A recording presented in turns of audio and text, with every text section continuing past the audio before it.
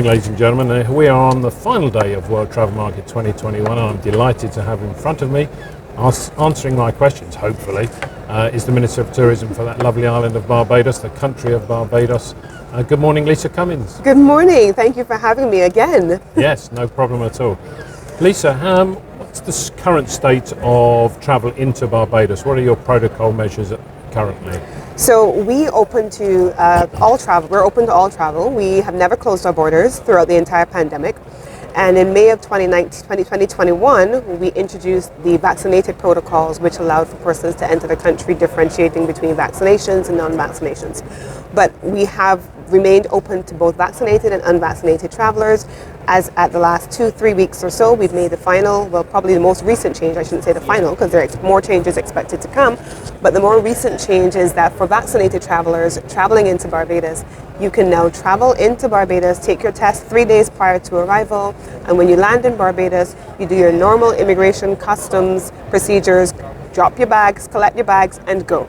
Before, you needed to test 3 days before. You landed at the airport, you tested on arrival, you quarantined for between 24 to 48 hours, and then you were free to go. Now, you're only testing before.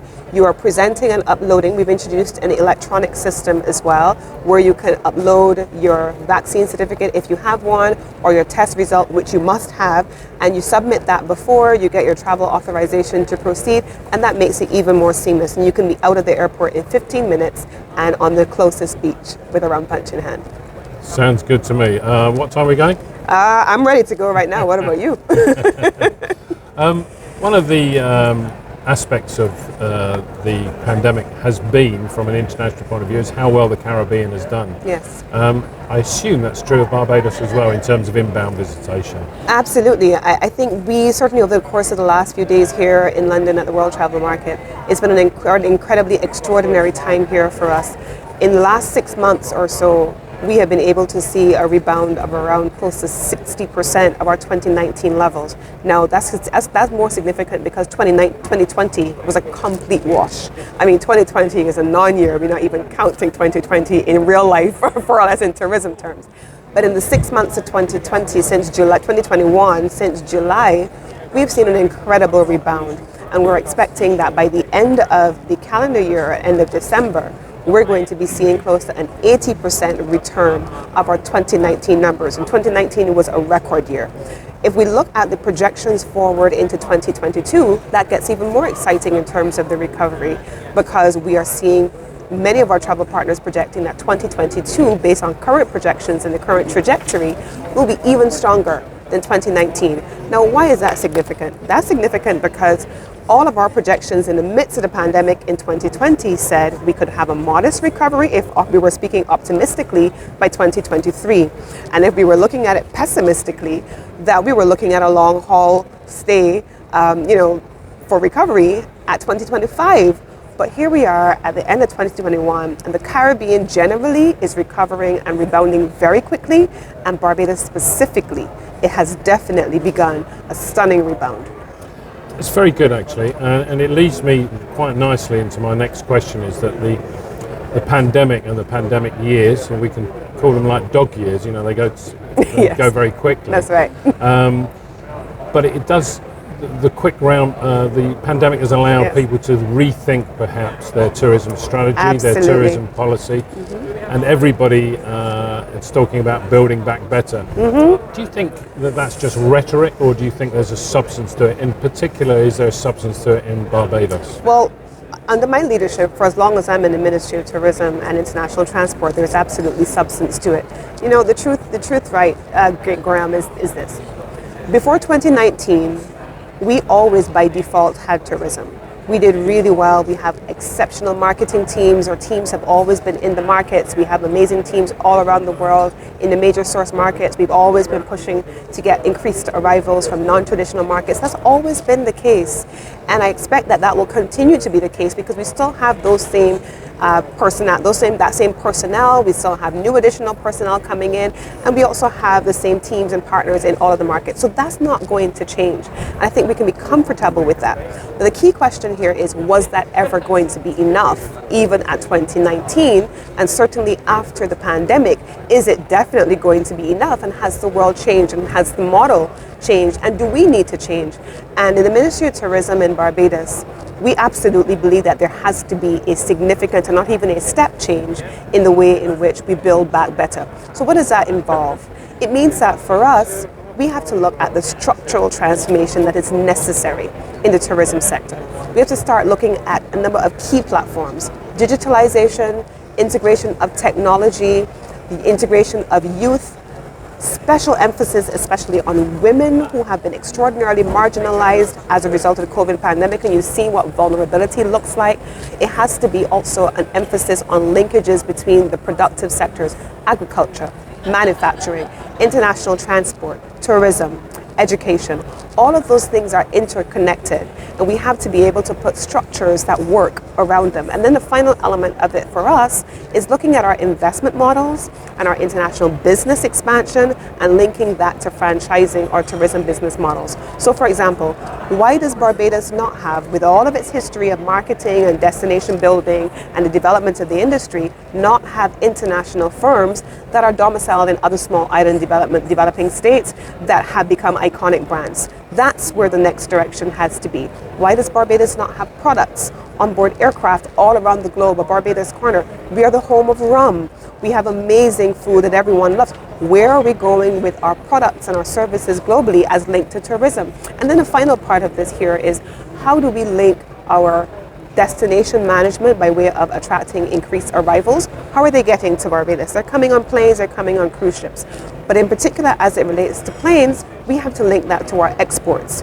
The planes don't just have seats in business and in club and in the back of the plane in economy, but they also have huge cargo holds. And we have to link that to our trade in goods, especially with our major source markets, including our diaspora. So building back better for us has multiple planks, and they're definitely well beyond arrivals and occupancy rates. It is about economic growth and development and commercial establishment.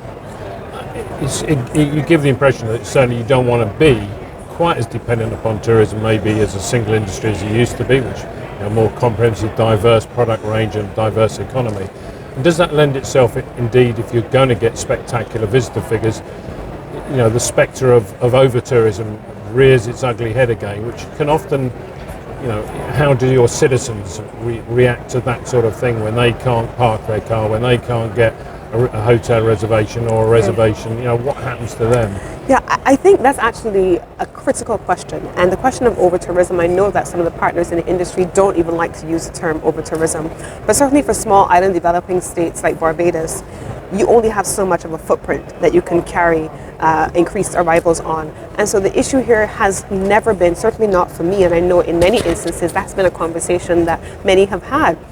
The question cannot be about doubling or tripling arrivals. It cannot be about doubling or tripling occupancy rates, because we have a set capacity beyond which we cannot go. But here's what we do have. We have a year-round product that has been seasonal. So rather than looking only for more, especially in the peak winter season, we have to spread it out over a year. That helps to minimize the question of over-tourism. We also have to be able to look at how we derive revenue and derive foreign exchange, create employment from other sources of tangential sectors connected to tourism, and not only that arrival base. And that's why I talk about integrating the other productive sectors and the exports and all of those things. Also the part of it about investment. We have had, for example, and I know we've spoken about this before, a series of persons who have come to Barbados during the pandemic on the welcome stamp. And they've stayed in Barbados for the course of the last year. We just renewed it. Some have stayed now for the second year. And many of those people are still visiting, but here's what they've done. They've also bought houses. So we've converted a visitor who has come for X time into a person who now becomes an investor. And so there's that linkage between exponential spend on island that is not linked simply to restaurants, rental cars, attractions, and food and supermarkets. So you spread the base for revenue generation across a much wider scope rather than limiting it to very narrow parameters. So all of those things are critical towards in the diversification conversation and in the addressing of questions relating to over-tourism. Which nicely leads me into the final question, which is that out of COP26, out of all sorts of discussions that the industry's had over the past 12 months, is a feeling towards fly less, stay longer. That's right. What does the Minister of Tourism in Barbados think of that policy? Well, I'll tell you this. In the first instance, I think Barbados is that country that everyone knows pioneered the welcome stamp, which I spoke about earlier. We are the first country in the world that said we accept that short stay tourism on its own is insufficient. And we said that largely in the context initially of the pandemic, where it became extraordinarily complicated to fly because of protocols. But here we are, COP26 is ongoing right now in real time. Our Prime Minister, my Prime Minister, has spoken extraordinarily well on the global stage, and she's talked about some of these issues. If we can get people to stay longer and not fly as frequently as they have been, then we reduce our carbon footprint. Equally so, we are also clear on the fact that we're an island, and so connectivity matters. There has to be a mechanism by which we finance cleaning and greening travel. I'm also Minister of International Transport and not just tourism, and so cruise ships, for example, have already begun since 2020 January to look at what kind of fuels they use and to clean their industry. They've put a number of mechanisms in place, moving away from incineration on board vessels to looking at different types of things like pyrolysis and so on. New technologies which help to reduce the carbon footprint.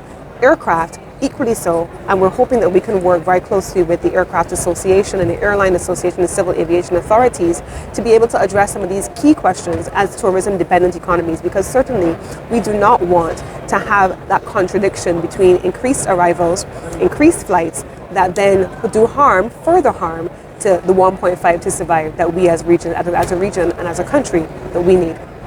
Lovely. Lisa, thank you very much. Thank you so much.